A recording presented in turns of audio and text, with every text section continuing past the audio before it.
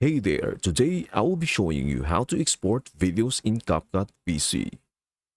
As this is now compatible with YouTube and nearly all other videos and social media platforms, I am guessing that this is what you are all going to want to use it for.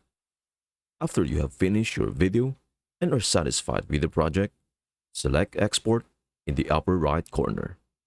This will bring you this box where you can check the duration and the projected file size. You should first go to the title and alter it to whatever you want. I will just change it to video example. After that, you can select Export to Window. And you will then have the option to select the folder to export these to. By default, it will go into your local Capcut folder. After selecting your folder, proceed to video exporting and maintain the recommended resolution. If you'd prefer to move it somewhere else, feel free to do so, but for the sake of the video, I will leave it here. You can increase the resolution to 2K or 4K, but if you don't have any 2K or 4K footage, I wouldn't even advise it. Instead, you should probably export at 1080 pixel. You can keep it on recommended or on higher, but both will increase the file size.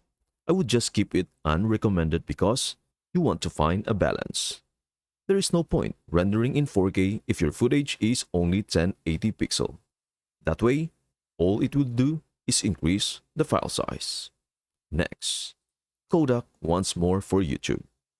If you have footage shot at 60 frames per second, use MP4 frame rate instead of f.264, which is the greatest Kodak. You can adjust the frame rate back to 60 frames per second if your film is only 30 frames per second. If it is, leave it at that setting. Next, make sure that export audio is enabled. You don't have to adjust the audio format. If it is not, the audio won't be exported. Then you can select export and your video will begin to be exported. Depending on how long it is and how large it is, this process may take some time.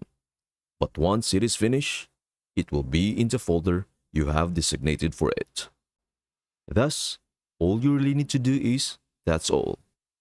And for me, I won't wait for the video to end. I hope this helps. Thank you for watching and we will see you in the next video.